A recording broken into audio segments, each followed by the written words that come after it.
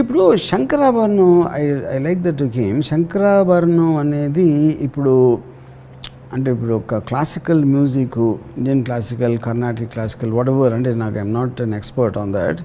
కానీ ఆ టైంలో మేము వేటగాడు, అడవి రాముడు, డ్రైవర్ రాముడు సినిమాలు చూసే టైంలో శంకరాభరణం వచ్చి శంకరా అని అలాంటి పాటలు అండ్ టోటల్ అంత ట్రెడిషనల్గా శంకర శాస్త్రి గారి లుక్ కానీ, మంజు భార్గవ్ గారి లుక్ కానీ, ఇది అంటే it is that was like a stunner for everyone. నేను ఒక్కనే కాదు, ఇట్ ఈస్ అంటే మేము స్టూడెంట్గా ఉన్నప్పుడు ఐ కెన్ స్టిల్ అండర్స్టాండ్. కొంచెం మిడిల్ క్లాస్ ఫ్యామిలీ ఆడియన్స్ చూసారంటే, స్టూడెంట్స్ మేము అందరం ఎగబడి చూసాం ఆ సినిమా.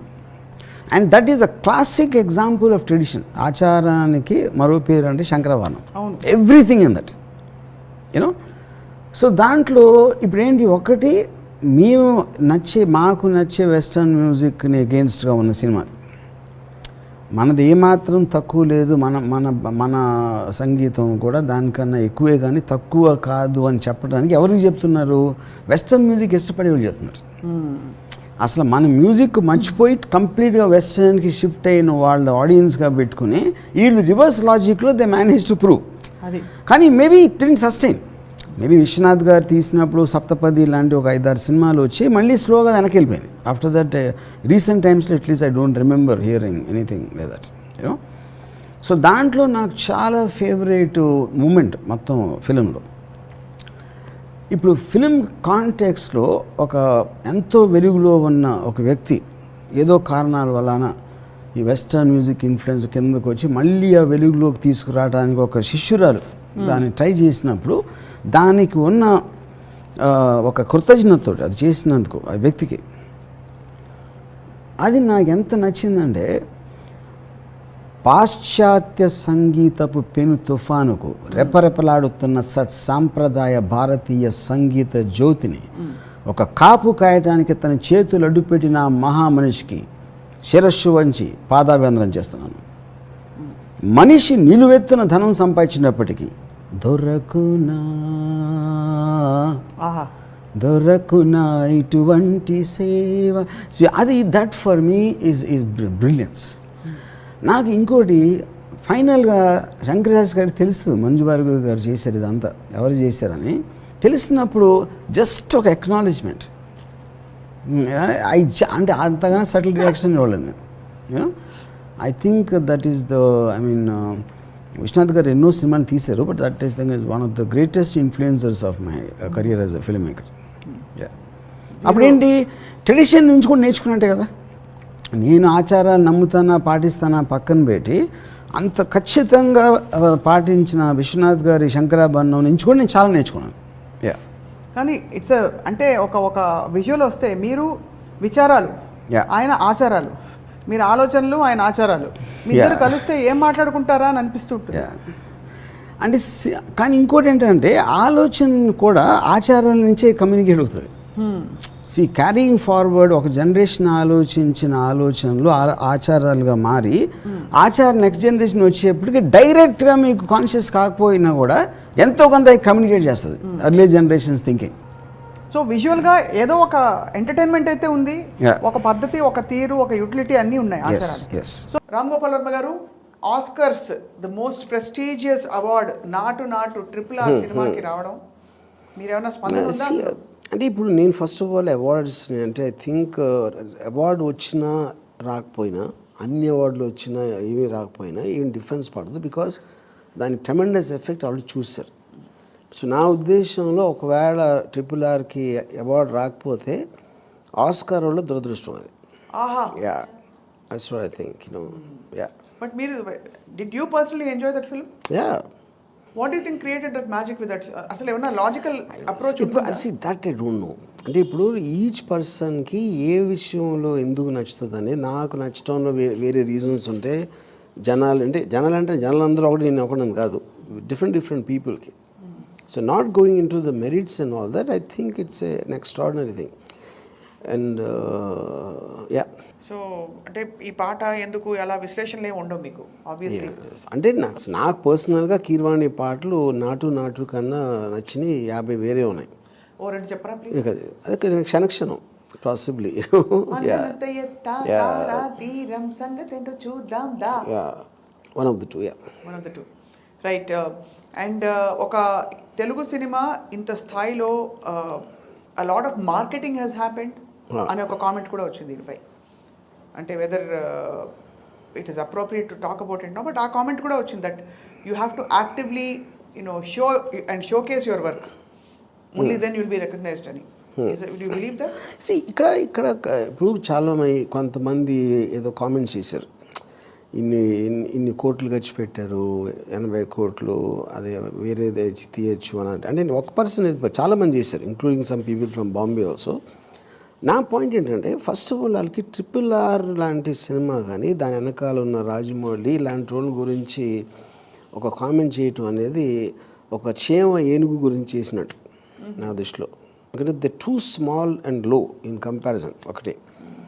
అదే ఆస్పెక్ట్లో ఇప్పుడు వాళ్ళు చేసేలేదు నాకు తెలియదు, అది వాళ్ళ డబ్బు వాళ్ళు చేశారు అనుకోను. చేయకపోతే ఇప్పుడు ఇలాంటి డబ్బులు ఇండియాలో తెలుగుదేశం ఆంధ్రదేశం నుంచి వెళ్ళి ఖర్చు పెడితే హాలీవుడ్ వాళ్ళు ఖర్చు పెట్టలేరా? RRR రేంజ్ కలెక్షన్స్కి 1500 రెట్లు వాళ్ళు సంవత్సరానికి 20 తెస్తారు. అవును, ఈ మొత్తం ఎవెంజర్స్ ఈ ఫ్రాంచైజ్ కానీ ఇలాంటివన్నీ. ఓకే, సో డబ్బులతోటి అవార్డు కొనేయచ్చు అంటే అది ఎంతకన్నా డబ్బులు ఉన్నోళ్ళు చాలామంది ఉన్నారు. ఆ నాలెడ్జ్ కూడా ఒకటి. రెండోది ఏంటి, ఫస్ట్ ఆఫ్ ఆల్ మీరు ఒక బ్రాండ్ అవుతున్నప్పుడు మీరు మంచి సినిమా తీశారు, ఒక ఎక్స్ట్రాడినరీగా హిట్ అయింది. ఆ మంచి సినిమా ఇలా వెళ్ళాలంటే డబ్బులు ఒకవేళ అవసరం ఉంటే ఆ పేరు మీరు మ్యాగ్నిఫై చేయడానికి కూడా మీరు ఖర్చు పెట్టాల్సి వస్తుంది. మీరు ఒక ఫర్ ఎగ్జాంపుల్ ఒక మ్యానుఫ్యాక్చర్ చేశారు, ఒక యూనిట్, ఒక కన్జ్యూమర్ యూనిట్ ఏదో చేశారు, దాని పబ్లిసిటీ ఖర్చు పెడతారు కదా. మీరు హోర్డింగ్స్ పెట్టారా, లేకపోతే ప్రెస్ మీట్లు పెట్టారా, దాని గురించి ఏదో చెప్పారా, చెప్పించారా, వాట్ ఎవర్ ఇట్ ఈస్, అది మీ పనే పార్ట్. సో సినిమా వేరు, రాజమౌళి వేరు. రాజమౌళి యాజ్ ఎ బ్రాండ్, లేకపోతే రాజమౌళితో తర్వాత తీసే సినిమాలకి మార్కెట్ పెరుగుతుంది, ఎందుకంటే ఇంత అవేర్నెస్ వచ్చింది కాబట్టి. రైట్, ఇవన్నిటినీ దృష్టిలో పెట్టి ఖర్చు పెడతారు. అవును, yeah. So that is a part of the production that can be taken separately. ఆ రేంజ్ ఆలోచన లేనప్పుడే మీరు సినిమాకి ఎంత అయిపోయింది, పబ్లిసిటీకి అంత ఖర్చు పెట్టారు, లేకపోతే దానికి ఎంత ఖర్చు పెట్టారు అని very very amateurish and silly thing అది. So do you personally believe Ram Gopal Varma garu that ఇలాంటి ఒక భారీ అవార్డు అందుకున్న తర్వాత ఆబ్వియస్లీ అందరూ అప్వర్డ్స్ దీనిలో ఉంటారు, నెక్స్ట్ ఏమిటి అనే ఫీలింగ్ వస్తుంది కదా. అవును. సో మరి what is the next step after Oscar? ఏమవుతుంది, what happens after Oscar? See everybody ఇప్పుడు మనం కాంపిటేటివ్ వరల్డ్లో ఉన్నాం. అవును. సో ఇప్పుడు రాజమౌళి బాహుబలి టైంలో ఏదైతే ఒక బెంచ్ మార్క్ సృష్టించాడు, దాని తర్వాత చాలామంది 40 crores 50 crores 100 crores సినిమాలు తీశారు. దాంట్లో కొన్ని ఆడిని కొన్ని ఆడకపోవచ్చు, కానీ బెంచ్ మార్క్ రేజ్ అయిపోయింది. అవును, నిజంగా మనం ఏం చేస్తే ఇంతకు రావచ్చు అనేది ప్రూవ్ అయిపోయింది. అవును. Same thing will happen with Telugu సినిమాలో కూడా ఒక ఆస్కార్ అవార్డు వచ్చేసింది అంటే రేపొద్దున్న యంగ్ డైరెక్టర్స్ కానీ ఇప్పుడున్న డైరెక్టర్స్ దాంట్లో అట్లీస్ట్ వాళ్ళకి రీచబుల్గా ఉంది అన్నప్పుడు వాళ్ళు మోటివేట్ అవుతారు. యా. సో ఇప్పుడు ఏంటి, తెలుగు సినిమా అనేది ఉందని RRR ప్రూవ్ చేశారు. అప్పుడు ఏంటి, అది రాజమౌళి తను వెళ్ళి కూర్చున్నాడా, ఖర్చు పెట్టాడా, ఇవన్నీ పక్కన పెట్టేసి ఫైనల్గా రాజమౌళి ఏం అచీవ్ చేశాడు, ఇంటర్నేషనల్ మార్కెట్ ఉండటానికి ఛాన్స్ ఉంది. రేపు పొద్దున ఇంకోటి ఎవడో తీస్తే తెలుగు సినిమా ఈ RRR వలన హాలీవుడ్ సీరియస్గా తీసుకుంటుంది. ఫస్ట్ ఆ సినిమా అనేది అది తీసుకురండి అంటుంది. సో అది ఆ గుర్తింపు అనేది ఇంటర్నేషనల్ లెవెల్లో వచ్చేసింది. సో దానికి రాజమౌళి ఒకవేళ ఖర్చు పెట్టలేదు నాకు తెలియదు, I don't comment on that. ఒకవేళ 80 కోట్లు ఖర్చు పెట్టారంటే 1000 కోట్లు ఖర్చు పెట్టినా తక్కువే అంటున్నాను, because the what he achieved. ఇప్పుడు మీరు ఎప్పుడైనా సరే ప్రొడక్షన్ కాస్ట్ అనేది రికవరీని జస్టిఫై చేస్తుంది. అవును. తెలుగు సినిమాకి మ్యాక్సిమం 70 కోట్ల రెవెన్యూ ఉంది థియేటర్ అనుకున్నప్పుడు బాహుబలిని they made with 150 crores. Right. But it came 1000-2000 వచ్చేసింది ఫైనల్గా. Correct. So it justified the means. So same thing, మీరు క్యాంపెయిన్ చేయడానికి ఎంత ఖర్చు పెడితే ఒకవేళ పెట్టుండే దానికి 10 రెట్లు he got the name, not only for himself, also for the entire industry. Indian film ఇండస్ట్రీకి, తెలుగు ఫిల్మ్ ఇండస్ట్రీ ఎస్పెషల్గా అంత పేరు తీసుకొచ్చాడు. అది ఆ లాజిక్ ఈ చిన్న బుర్రలకు అర్థం కాదు.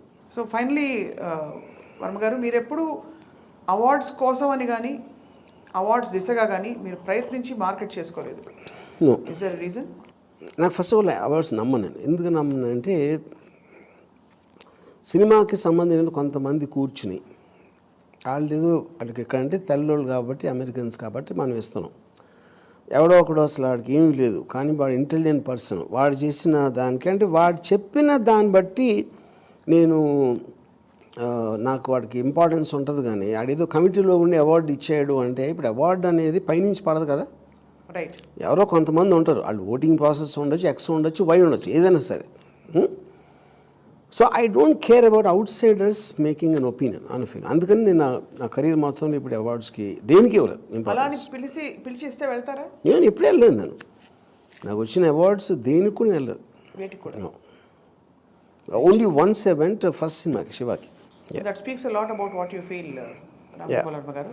But whatever it is, మీరు చెప్పినట్టు RRR ఒక ప్రపంచ స్థాయికి చేరుకుంది. Film industry it's an overall contribution, not just to correct.